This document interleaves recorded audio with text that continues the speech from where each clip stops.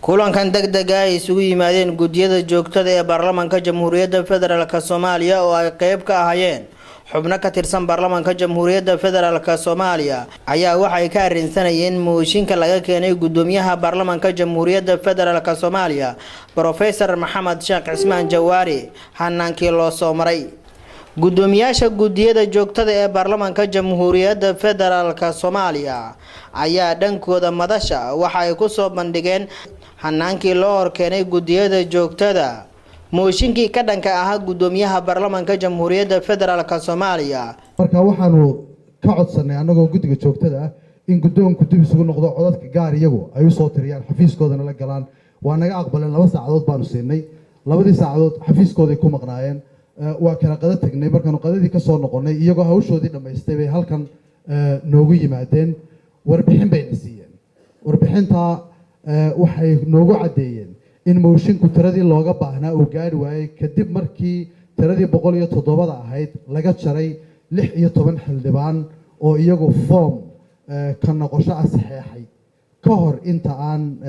la keenin mooshinka waxaa looga akhriyay golaha oo aan soo sheeka dhaafay qodob kamid ah xeer hoosaadka oo tilmaamaya xildhibaanku inuu xaq u leeyahay inuu ka noqdo keenista mooshin ka hor inta aan la keenin aan loo dhiibin maxaa la yiraahdaa shir gudoonka aanu final noqon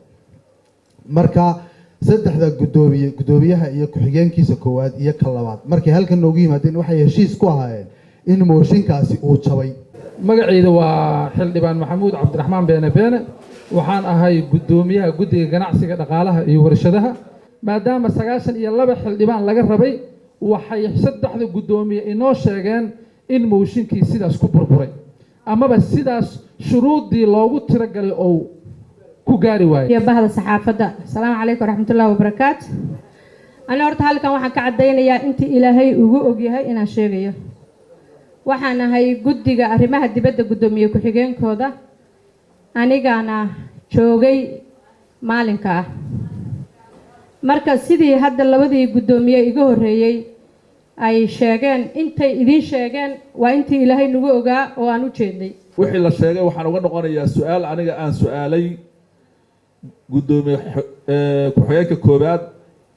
mudane cabdiweli ibraahim mudday sheekh ibraahim mudday su-aashaas waxay ahayd waxaan ku iri mudane ma ku qanacsan tahay adigu mooshinkii inuu jabay ma ku qanacsan tahay su-aashaasaan weydiiyey dadkii joogana kolley way joogaan haah buu yidhi su-aashaas anaa weydiiyey ma ku qanacsan tahay mooshinkii inuu jabay haah buu yidhi marka intaasaan ku darayaa anigu intaasaan goobjoog u ahaay magacaygu waa xaawi yuusuf xildhibaan xaawi yuusuf axmed ahna gudoomiyaha guddiga xuquuqul insaanka iyo arrimaha haweenka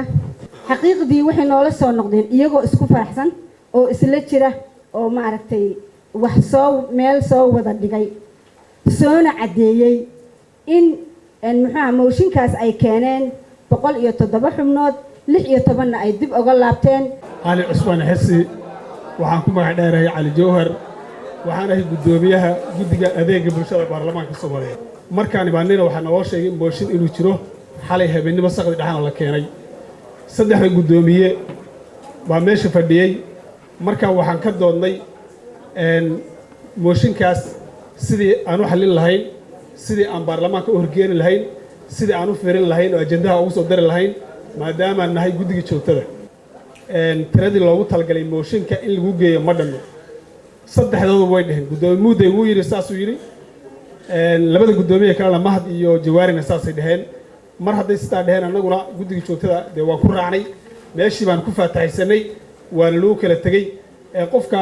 islaamkana maha markhaati been inuu furo waxaan qabaa aniga intaan la kala kicin gudoomiye mudday ha loo yeero maadaama asaga uu mooshinka hayay ninkii dhawaaqayna asaga ahaa haddana gadaashaanada hadlow leeyahay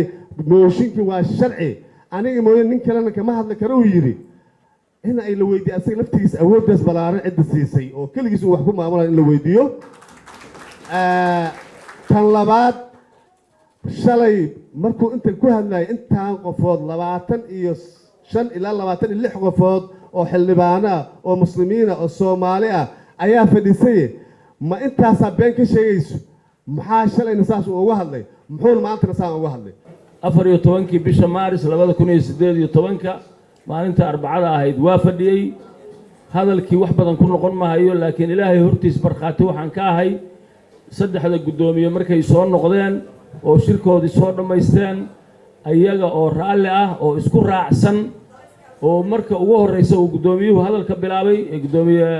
Jawaari ka bacdina lagu wareejiyay gudoomiye ku-xigeenka koowaad Cabdiwali Sheekh Muudey